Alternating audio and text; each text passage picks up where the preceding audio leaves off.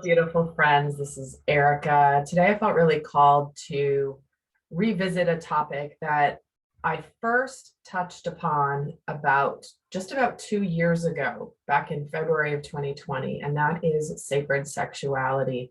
This has been inspired strongly by a session that I was conducting yesterday for somebody where this was a massive theme coming in, and it's been something that has been creeping into my recent channelings, my recent readings. And I think that the collective is now at a time where it's really important that we understand the power that sexuality, our intimate expression with another person, can have on the ascension of the planet. And also, they were showing very strongly to me the energetics of it. And when we look at where we're transitioning as a collective humanity, many people are coming into sacred unions with other souls and have done incredible amounts of work on themselves. So this is healthy relationships. This is relationships where both people coming into the dynamic have really worked on balancing their inner masculine and feminine energies. They are aware of when their shadow shows up. They can keep it at bay. So this is specific to very healthy, very strong dynamics between people who have chosen consciously to enter into a very sacred time in their relationship. And as a collective, we are elevating out of the conditioning that we have all grown up in. We have been conditioned through culture, through society, through media to really into a very distorted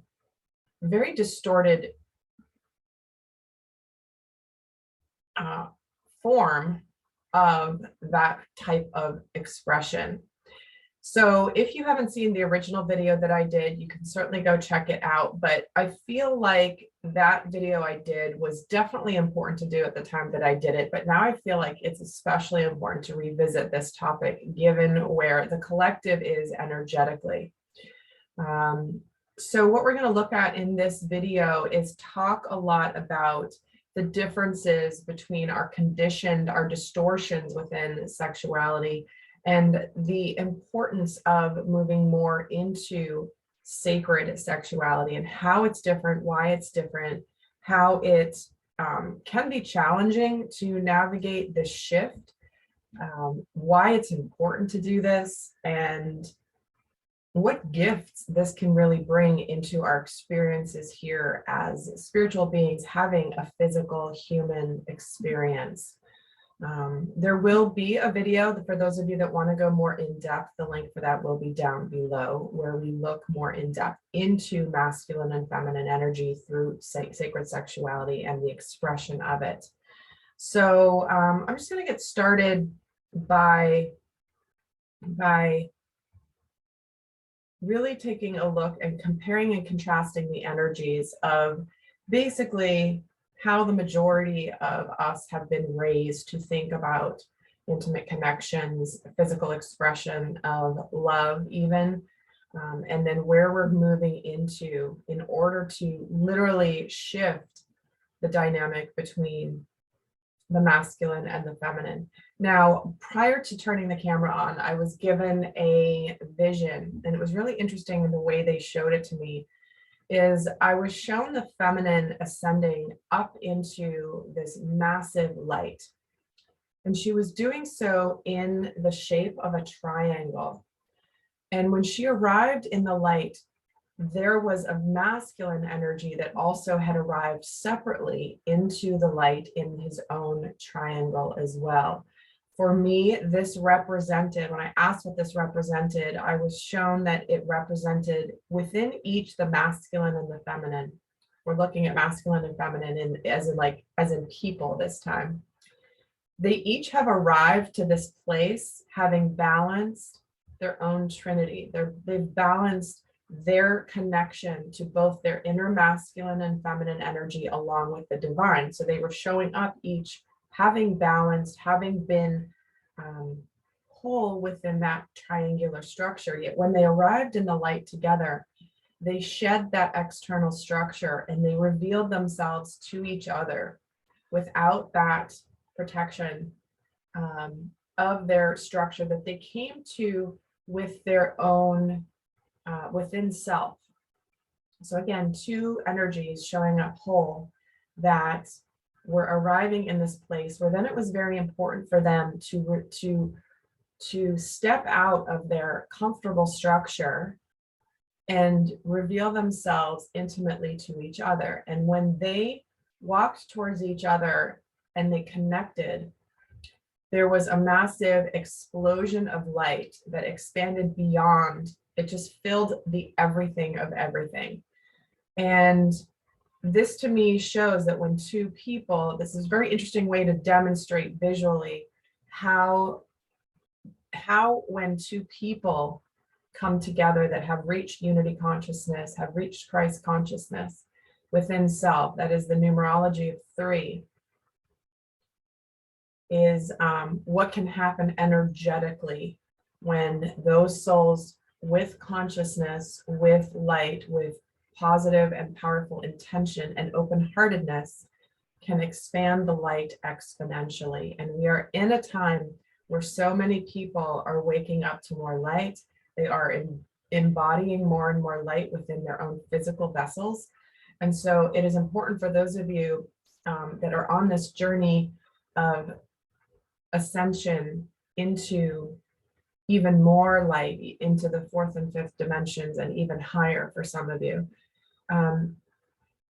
that we begin to understand the importance of this and not just look at it as something casual to just go like, okay, whatever, it's the same thing. I mean, this is a platform that is a place where the energetics really play out, because there is something very, very important that happens energetically when masculine and feminine energies merge in the higher dimensions. So starting off, I want to talk about the conditioning, why it's important for us to understand the distorted sexuality that we've been living, the distortions within sexuality. And the way that I see it is, it's like many of us have been completely disconnected from soul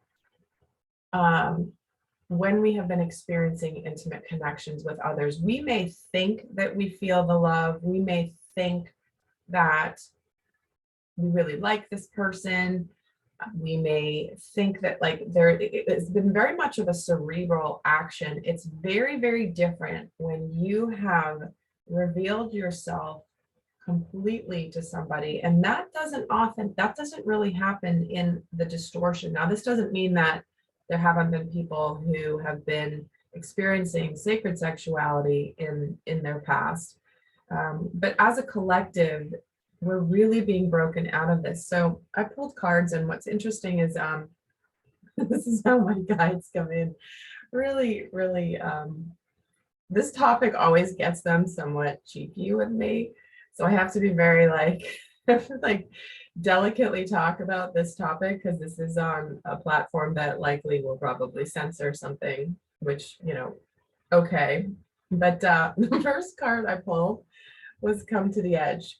And this is in the distortion of sexuality, is where we feel very safe within our world, and we don't really want to go beyond that which we have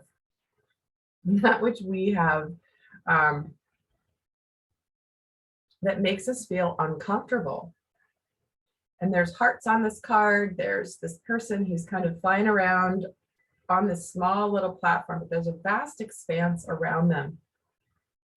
And when this is coming in, along with the other energies that I pulled here, it's like our souls are in a place where we know there's more. There's a lot of energy when it comes to sorry. Okay, they're starting. Let me see how I'm going to put this. Is we may be very experienced in our relationships, in our sexuality. We may feel very free. We may feel very good. We know what we're doing. But there comes a point where it's almost like something is missing.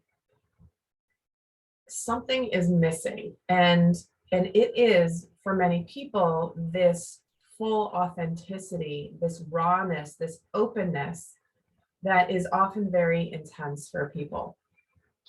And so they shy away from it. They shy away from it. But what's happening here is, as a collective, there is this change in the wind energy, which means things are shifting. Things are changing, things are shifting. We know we're being called to shift the way we are looking at sexuality. We are meant to see it more as a sacred act, because with souls that have evolved and have ascended and have embodied more light energy, more light codes, light frequency, many of you are not going to like that I'm saying this, but we have to treat it as such. This isn't something where we can be casual, we can be flippant, we can be, oh, it's fine, we can do whatever we want. There is incredible power when we are bigger souls, as we've grown into more of our full energy, that we have to be responsible with what we do with that energy. And if you're just not wanting to hear that, that's fine. You can totally click off this video. But for those of you that understand and feel like there's some serious truth to that, or you've been noticing it in your own experiences, many people, many ascended beings have been relatively celibate for the last number of years, because they are not wanting to simply just connect physically. There is a desire that only wanting something that is more meaningful, that it has more to it. And again, this is where, emotionally, we are wanting more. The Eight of Cups is like, you know what? We're pretty good. We're pretty happy. But we're walking away towards more. We're walking away towards Ten of Cups energy, which is complete emotional fulfillment, open-heartedness. And the change in the wind is getting the Tower, guys. Because the Tower is where we have to have a massive breakthrough. We have to move away from the destination being the Tower moment within an intimate exchange. You guys know what I'm talking about. It's like, yes, there's the physical gratification, but it's like there is something beyond that. It's not, that's the end goal. With distorted sexuality, with more limited sexuality, and I don't want to just use the term distorted, because there are many loving connections that just haven't understood and gone beyond their constraints. And so I don't want to mistake it by saying distorted sexuality, but certainly it's the more standard vanilla. And I say vanilla because it's simply just what we have perceived that physical act to represent. And we have the Queen of Wands here as well, which is, the Queen of Wands is extremely attractive, extremely passionate. She's very alluring. But it's all about the fire. It's all about the fire. It's all about the fire. Which isn't necessarily a bad thing. However, there's more when you add the heart to it. Open heart. And this doesn't necessarily mean that two people have to be completely in love with each other in order to experience sacred sexuality. It means they have to come to the experience with open-hearted consciousness, with a full rawness and authenticity within the exchange. And lastly, we have here a message in a bottle in the protection mode. And I'm just going to get I'm forgetting what the meaning of this is as I'm looking at it. But what I feel from this is it's where we have kept our emotions bottled up. Look at this card in the upright. All right, there we go. The emotions are bottled up. They're floating on the surface, right? Floating on the surface. The water represents emotions. Within the message in the bottle is the heart. And so there's a disconnect between what we perceive as an open-hearted experience and the true depths of the emotions. And when it's showing up in the protection mode, it's like there's again, we're being called to bust that bottle open so we can experience the fullness. But we are a little bit intimidated to do so. The Queen of Wands can be very intimidating. We can be lacking confidence. We can be lacking, a lot of times it's a desire to control the intensity of the energy that keeps us in that 3D conditioned form of sexual exchange. So shifting gears now into more of what what messages and themes we have around sacred sexuality and how it differs. Is what we have here is we start off with the serendipity card. This is where certain people are in your life and in your experience for a reason. The divine is collaborating with the collective to bring people and situations into your experience that will open you up to the greater fullness. In fact, what comes with serendipity is we have the Wheel of Fortune. So here it is, something that's destined, something that is shifting, something that is meant to happen.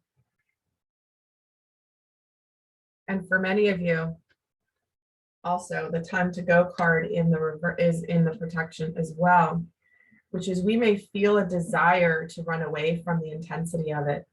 Because look what comes to clarify the time to go card is the King of Cups along with the Three of Swords. See how the king is sitting within this tree? The King of Cups feels emotions very deeply, but he's guarded. See how he's protected. He doesn't really want to come out into the open. And because of past heartbreak and past pain. But what we're meant to do is that the way often to break through past wounding and past pain is to reveal that emotion, to allow yourself to bust open that bottle. And it's magic, guys. The card just disappears. To bust open that bottle, to feel the depths of emotions. And with the Chop Wood card coming in as well in the protection mode, and I call it the protection mode because that's what Colette Baron-Reid calls it when she creates her decks, this is where we're meant to put the work in. This isn't just going to necessarily be easy street because this is new territory for everybody. When you enter the realms of sacred sexuality, it may feel uncomfortable. You may feel like pulling away from the intensity. It may feel like a little bit too much. But that is, especially if you're watching this at the time that I'm recording this video, I'm recording this in December 2021. This is a timeless video, so it doesn't matter when you watch it. But as I'm recording this video, the theme for the Divine Feminine for the month of December is not to run away from the intensity, and that we may literally be in fight or flight mode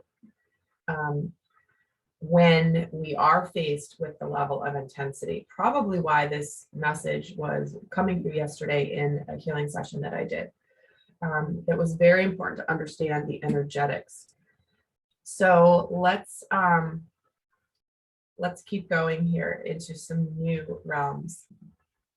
So one of the other messages I was getting about the conditioned form of sexuality is that people often will use sexuality as a venue, as a mechanism through which to play out some of their distortions. And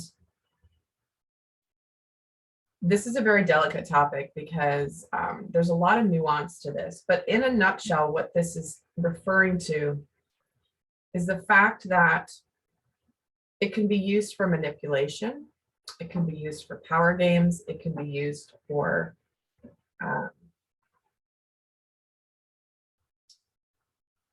darker shadow expression.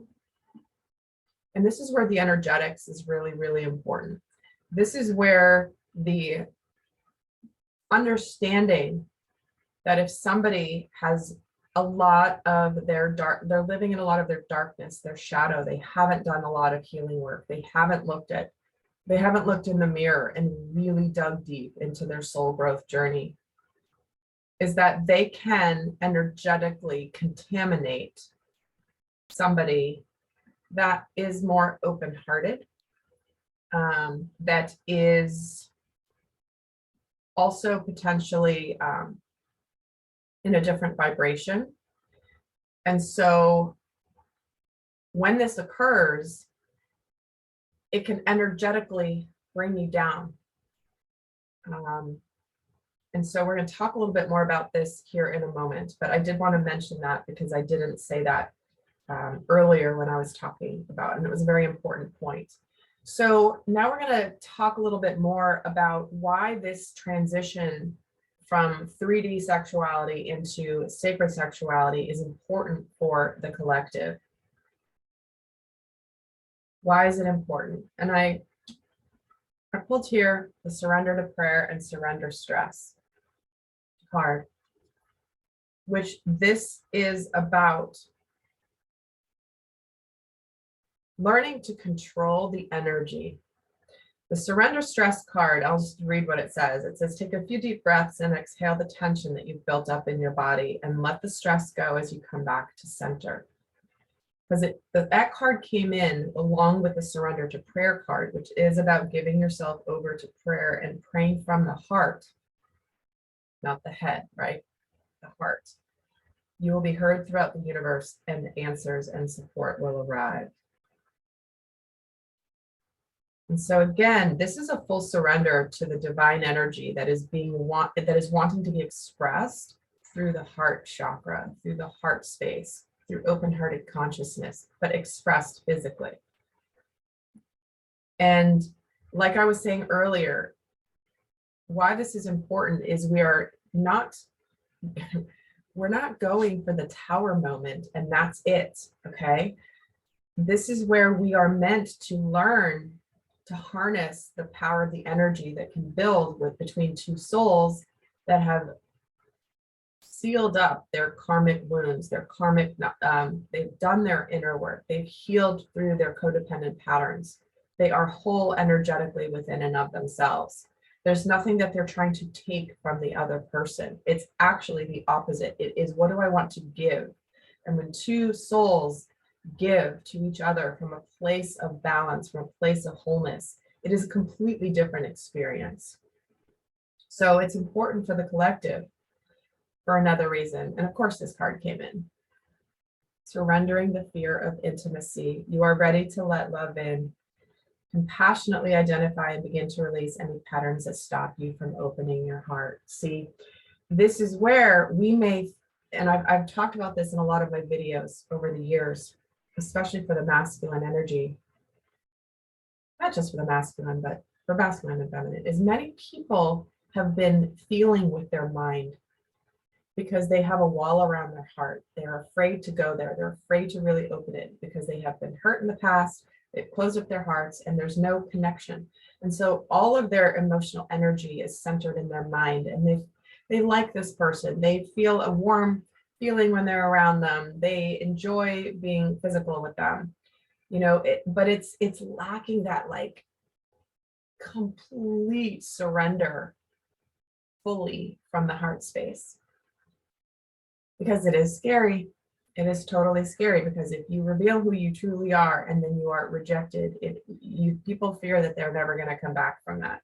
But collectively, we're meant to surrender our fear of intimacy. That's why so many people have disconnected completely from the heart energy when it comes to sexual expression. The other reason it's important for the collective right now to understand is we're talking about non-action and negative thinking.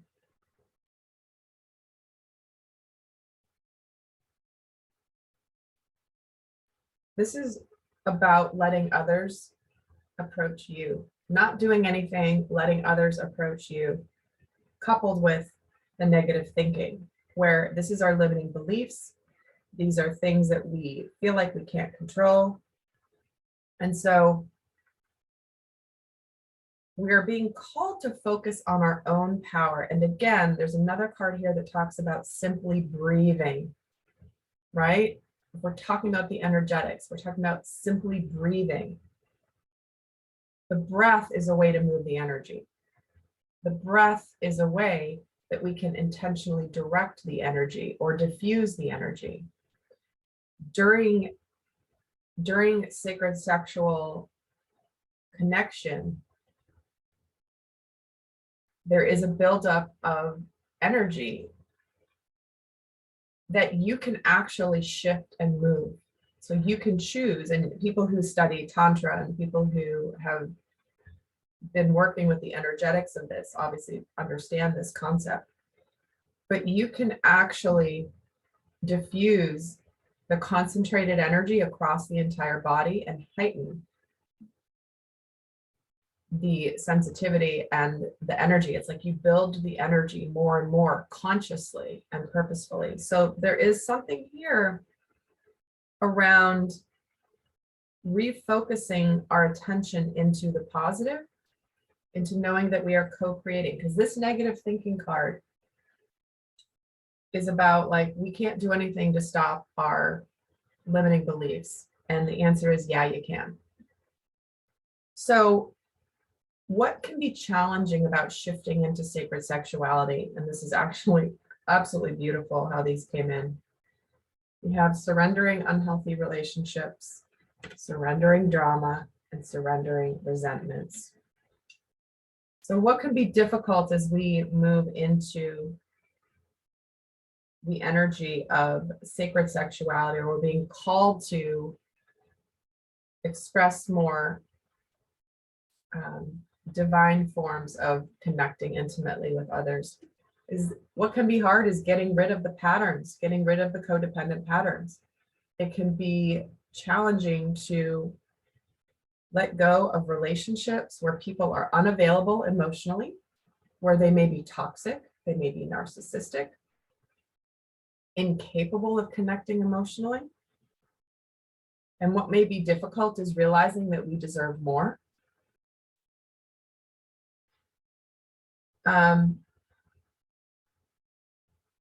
One of the other things as well is sexuality is 3D sexuality is often used as kind of not a bartering system, but it is a currency. And currency is energy. Anything that is a currency is energy. Money is currency, money is energy.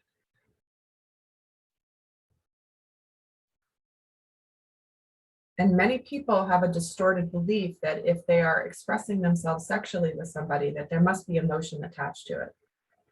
And that's just, we know that's not the case intellectually, but unconsciously, we may have a belief that this equals this, and it doesn't. So it may be hard to surrender the unhealthy, toxic, unavailable relationships.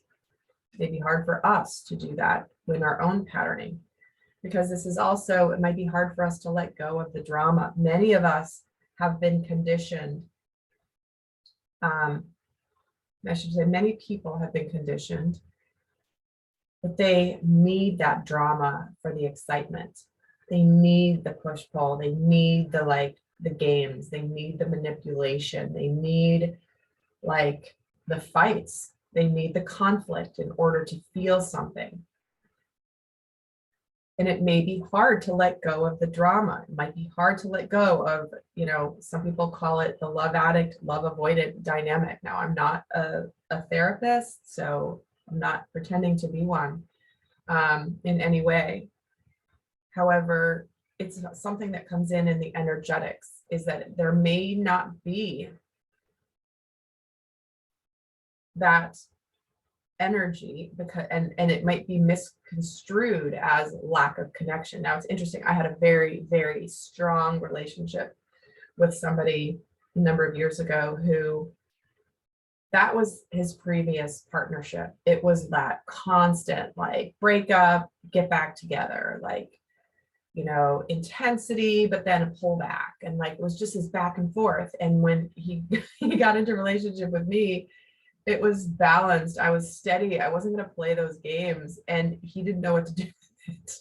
So he's like, and it was very noticeable. And it was a very powerful, beautiful relationship on so many levels. But at the end of the day, that is why it did not work out, because I was not willing to go into the drama.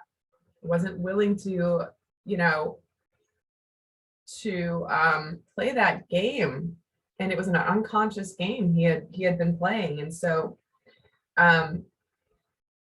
it's very, very it's a very real thing, but that's not easy for a lot of people. And the last thing is to surrender resentments.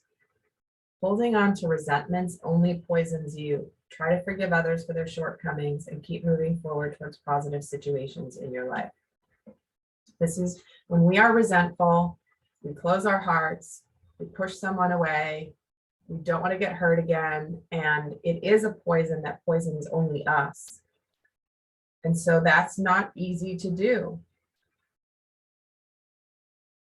People are people, and they will make mistakes. They will unconsciously hurt the ones that they genuinely love the most.